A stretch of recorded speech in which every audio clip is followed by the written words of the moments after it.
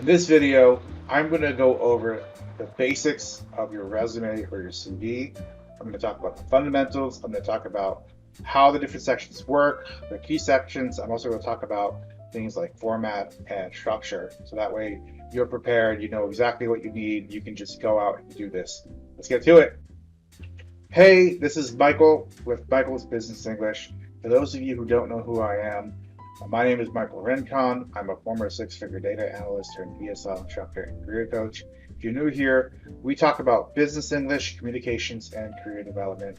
So if you're into that, make sure you like and subscribe, and all the links that we mentioned in the video, you can find in the description box below. So the first thing we need to talk about, we talk about the resume basics, is what's the difference between a resume and a CV or an international CV. And for the sake of this video, that doesn't matter. One of the things I've learned in my career is that a lot of people interchange those words. So in America, we call it a resume, and in the UK, you call it a CV. In other countries, you might call it something else. But the name is not important. What's important is the country location. That's going to be the number one factor that determines how the structure of the resume is, which is going to determine the data that's on the resume, how much information you put in, which is a very important distinction. I'm going to cover that in the header section. We talk about things like contact information, because you may be surprised that there are certain nuances that are in certain countries that don't exist in others. That's one of the things to keep in mind in the beginning, is that the title, is it a resume, is it a CV? It doesn't matter. What matters is your country that you're applying to. If you're applying your job in America, it's going to be different than how you're applying for a job in the UK, or how you're applying for a job in Japan or China, Taiwan. The other things I want to talk about is that these are fundamentals, meaning that this is going to be true for most industries, for most countries. That what I also mean is that there are going to be certain nuances that you may want to be aware of. So for example, if you are in an industry like creative design or arts, you might want to do a little bit more creativity with your resume or CV. You might want to add some color. But for the most part, the fundamentals are key. These will work in pretty much any industry. They'll work in pretty much any country. Just understand that every single thing is nuanced. There's going to be certain rules that change from position to position, from country to country. The other thing that's important, this is the most important thing, I think, in my opinion, is your presentation is key. And having a consistent look to your resume or CV is important. Because if someone gets their resume, gets their CV, and it looks sloppy, it doesn't matter how pretty it is, it doesn't matter what the content's on the resume, they will not look at it. They're going to throw it away, they're going to trash it, they're not going to even give you the time of day. Because if you can't even take the time to make sure your resume looks clean, they're not going to bother. So you can imagine, for example, like I'm wearing a blazer and I got my pockets square. Imagine if like I had coffee stains all over my shirt. Imagine if my hair was messy. Imagine if I was kind of disheveled, like you see, like random like this. There's a concept called thin slice, which is very similar to the first impression, but what Malcolm Gladwell talks about in books like Outliers and Tipping Point is that the thin slice is unconscious, and when people will use their first impression of you, the thin slice, the first few seconds, to make an instant opinion about what you are, who you are. And so when they see a sloppy resume or CV, they see it's inconsistent, they see the format's structured incorrectly, things just don't look proper, then it won't matter if you get everything else correct. It won't matter if you got the other data correct. It won't matter how good your achievements are. It doesn't matter if you had an MBA from a certain university.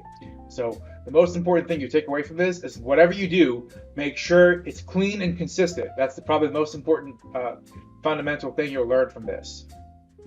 Now, the other thing I want to talk about is the perfect resume myth, the perfect CV myth. You may have heard this. Sometimes people talk about the perfect resume does this, the perfect resume does that, the perfect CV looks like this, the perfect CV looks like that. And I'm here to tell you that that's a myth. What one coach will tell you, what one instructor will tell you, even my favorite instructors, I follow them religiously, they'll give you information in their courses that may not be true for someone else. So for example, the rules that you would apply for some positions may not be applicable for others. So I talked about this in another video, like what's the difference of the different formats is should you use a reverse chronological, should you use a functional, should you use a combination? And the reality is that, like, even though I have my own opinions about that, the truth is that it's always contextual. It's always going to be based on all these different factors. It's going to be based on you, based on your country. It's going to be based on the jobs you're applying for. So always the best thing I've heard, and I'm going to share with you a quote that I got this from a guy. I don't know who originated this quote, but when I was playing online, somebody had this in his like signature box, and it was like, think for yourself, question authority. So keep that in mind as you're going through this process. Like, it's not going to be perfect. Don't aim for perfection. Instead, aim for like trying to get the best you can with the information you have. The final thing I want to talk about is like, even I don't just talk about perfection, but I want to talk about an article I found on HubSpot a while back, which is about fonts. What font should you use for your resume? And people were fighting over that. They were arguing about whether you should use a Times New Roman, should you use Arial, or should you use something more creative like Helvetica or some signature font. And like I said earlier, like I have two opinions about this. The first one is that there are certain fundamentals or general rules that if you follow these guidelines, you're going to be okay 80% of the time. There's also going to be nuances that you have to be prepared for. So for example, when I was looking to hire someone for a social media role from my school, the person that got to the top of the list, her resume was really colorful. And it wasn't really impressive. Like I looked at her achievements and I wasn't really impressed by her achievements, but it was a social media position. It was more about the graphics, the content. And when I looked at her resume, I was impressed by the level of effort she put in to her resume. Turns out it was something she got from Canva, by the way, so it was a free template, which is really cool, which goes a long way. Like the point I'm making is like that resume probably wouldn't have flown very well with all these other digital marketing agencies or any other company or any Fortune 500 company. But her particular case, it worked. It made her stand out. It pushed her to the top of my list. Because it's always going to be contextual. It's always going to be a situational solution for every single person. So just keep that in mind. I highly recommend that you take what I suggest in this video and use this as the foundation for building your resume, building your CV. And like I said, make sure it's clean and consistent. And then you go from there. Like you start out with a basic process, you start out with a basic format, and as you get more advanced, as you get comfortable with this, you can start making adjustments for different jobs. So if you're in the more creative field, you might want to use more creative fonts. If you're in a more technical field, you might want to find out what people in your industry are using. All right, let me talk about the general rules for format, and then I'm going to start going into the different content sections. The first thing I want to tell you is the general rules. The first thing is that you typically want to make sure your resume or CV is something called ATS compliant, which is called Applicant Tracking System. You don't have to make it a compliant, but why this is important is because if it's not compliant, what's going to happen is that it's going to get rejected if you apply for a job online. Or rather, increases the chances of your resume getting rejected. So just remember that when you're choosing a resume template, if you're going to use one from online, just make sure you understand, like, is this going to be the format that will work for applying online, if that's your strategy. I personally don't apply for jobs online anymore. All the jobs I've gotten have been through email. So when I was a data analyst, I would have recruiters reach out to me and say, hey, send me an email. I would send it to them via email. So that bypasses the whole ATS thing. The second thing I would tell you is that if you are going to do ATS, like, it's going to cause other problems in the long run, because you're going to have to like do this every time, because different ATS have different format concerns. So keep that in mind. Again, going back to the perfect resume, it's going to be impossible to appease every single applicant tracking system out there. So again, we want to go for the 80-20 rule, which is that 80% of our work, the 80-20 rule, we're going to go for 80% of the results in this case. So I'm not going to go into the 80-20 rule. That's Pareto principle. You can Google that if you'd like to learn more about that. But mainly the goal is, we can't hit perfection. The goal is to try and get your resume as compliant as possible to minimize the risk of things falling apart. So some other rules you want to keep in mind. Generally speaking, you want to minimize your elements and use white space. So if you look at the typical resume, you want it to be clean, is really number one thing. And so you don't need to like fill out the entire resume from page to page like an essay. Instead, you want to make it, you want to have enough space between the sections and between your employment and your positions so that it looks like natural breaks. Because if you start putting in elements like a line, like that actually will hurt the ATS. That can actually cause problems with the applicant tracking system. For certain data things like so font size, typically you want to keep it like between 10 to 12. Usually you want to keep it 12 is a good number to stick with. Don't go too big, don't go too small, don't make people try to struggle with this. Your font style, I recommend the classics like Arial and Times New Roman. Again, the HubSpot blog post, I'll link that in the comments below.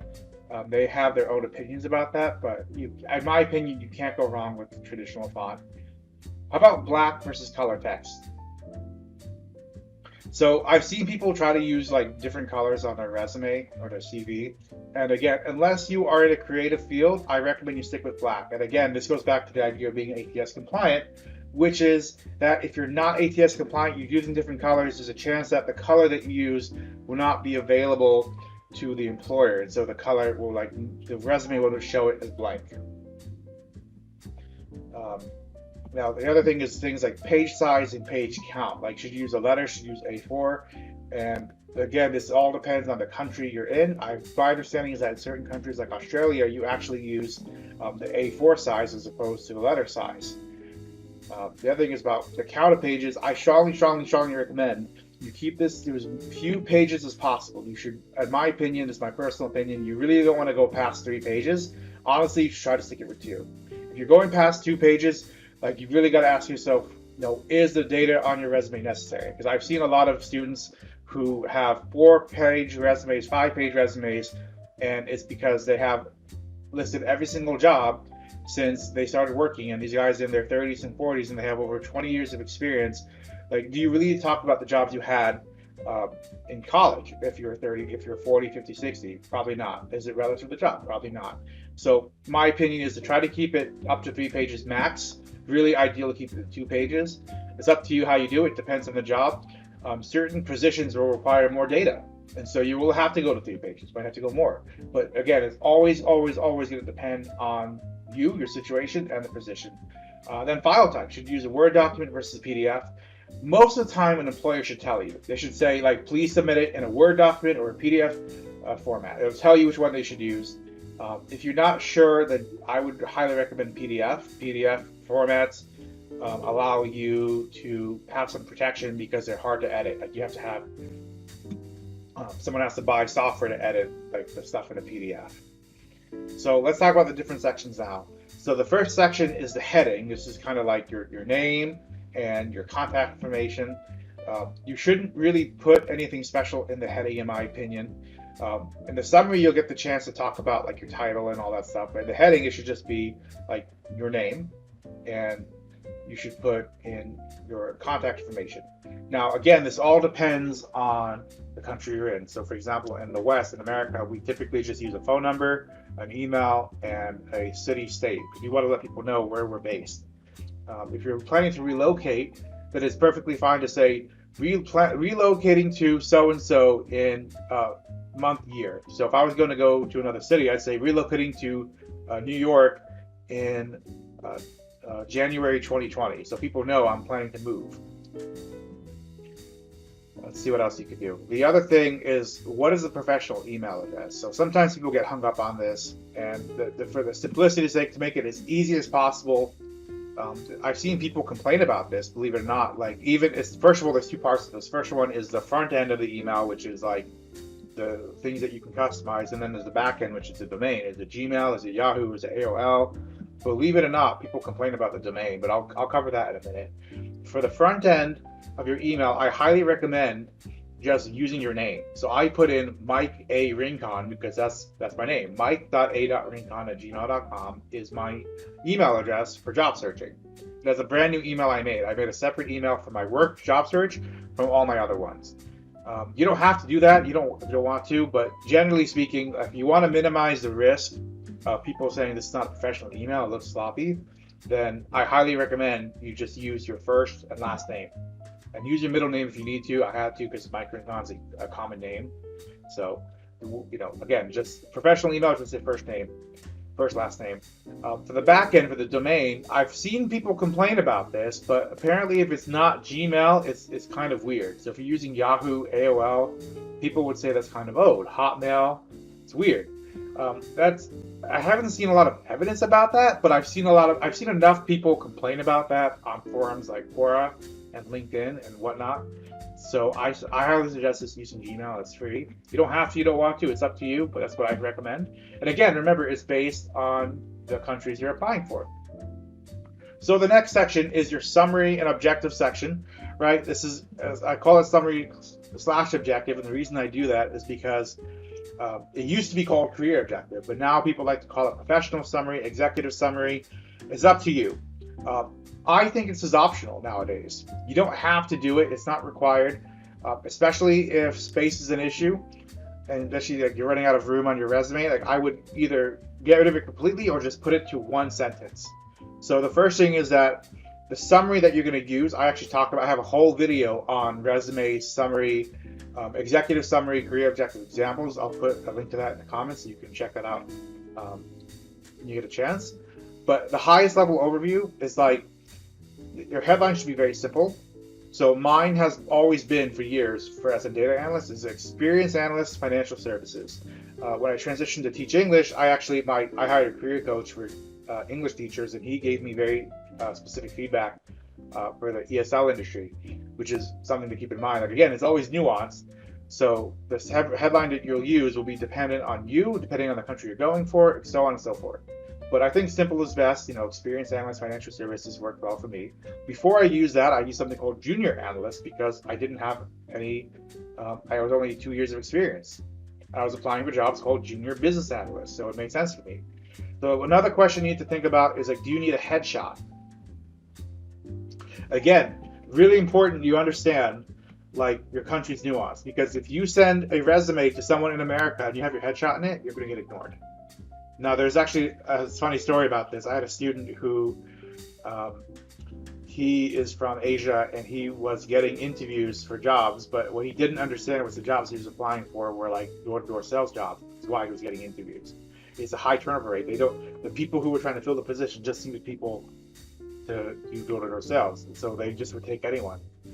Of course, he didn't get the jobs because he needed sponsorship, but again, this is something to keep in mind. So the next section is the skills and core competencies section. Now, depending on the type of resume you use, remember that the order may be a little different. But one of my favorite resume styles is called the combination, in which case you'll put that right underneath your summary, underneath your headline if you have it. Another way of thinking about your skills, your core competencies, is your highlights. It's like, this is technical skills, notable highlights. Typically, you'll want to use bullet points, and you'll just want to like quickly put it out. And here's the thing you want to think about. Should you use words or should you use sentences? And here's what I mean. It's like, sometimes it makes sense to talk about your highlights very quickly, like proficient in certain skills. So proficient in Microsoft, and I'll put in parentheses Excel, Access, SQL, Visual Basic, etc. Or you can just use words. So you could say Microsoft Excel, Visual Basic, Access, Visio. The things to keep in mind is that you want to make sure it's relative to the position. So I had a student, for example, who wanted to be a DevOps student, and he wanted to be a DevOps development ops. I don't really like the title, but that's what he said, DevOps. And I looked at the positions he was applying for, and I looked at his resume, and one thing that came up was that he put in SEO as a skill of his, but none of the jobs he was applying for required SEO. So make sure that the job, when you're putting down your skills, is it relative to the job.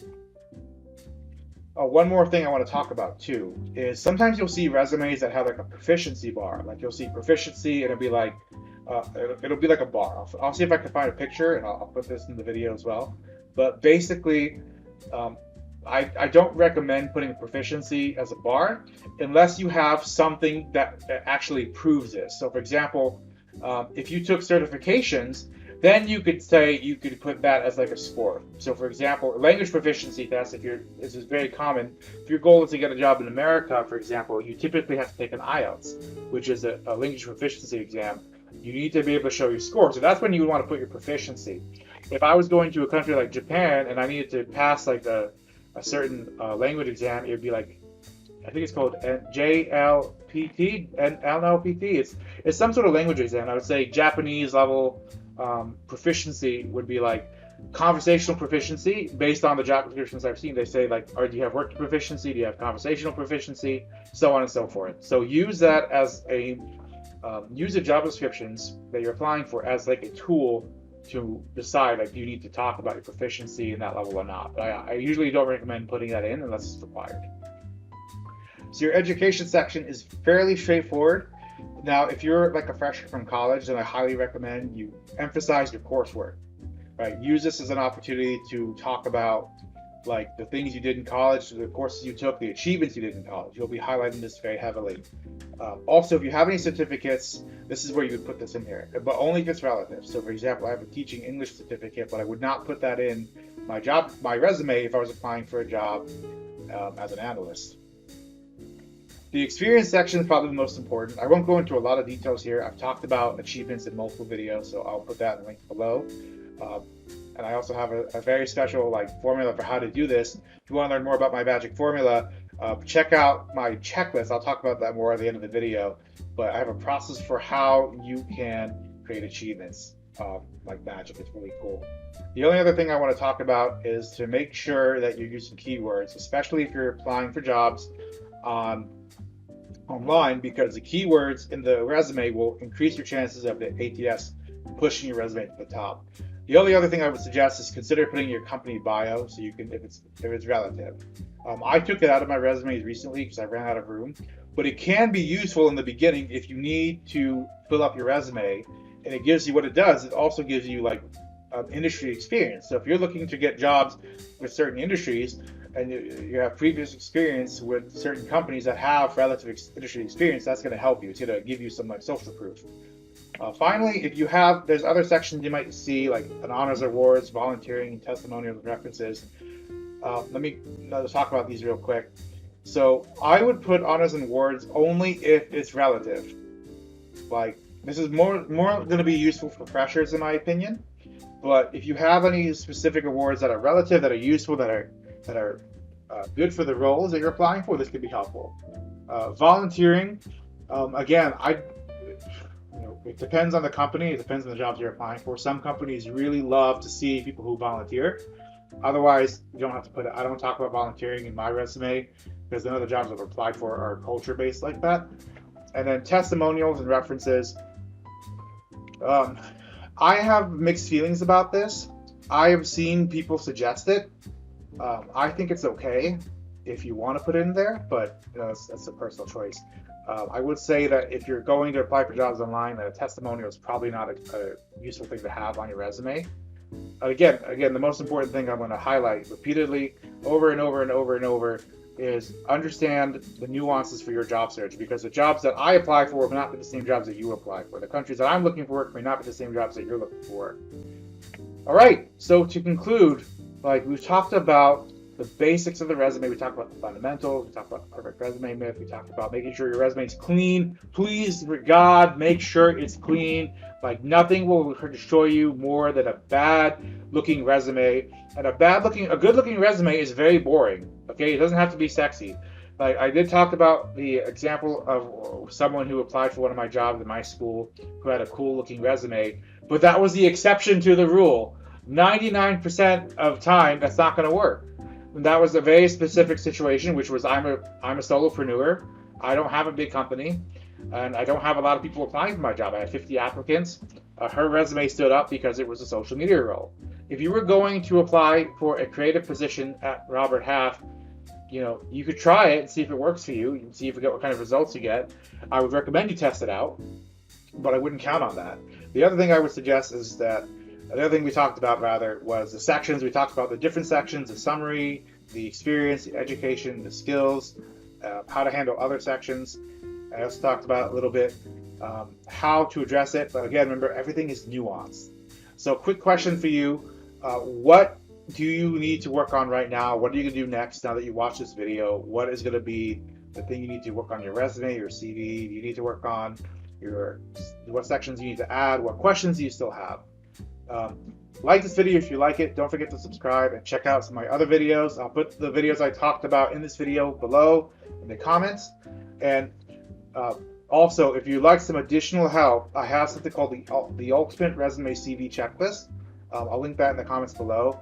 What this does is this is the this is the checklist I use in order to audit all my students. So whenever I'm going through a student's resume or CV, I pull out my checklist and I start going down the list. Because one thing I always do is, like, I don't ask just for the resume, I also ask for the job postings that they've applied for. I want to see if there's a target, a market to product mismatch, so to speak. Meaning, like, is your resume going to do well for the jobs you're applying for?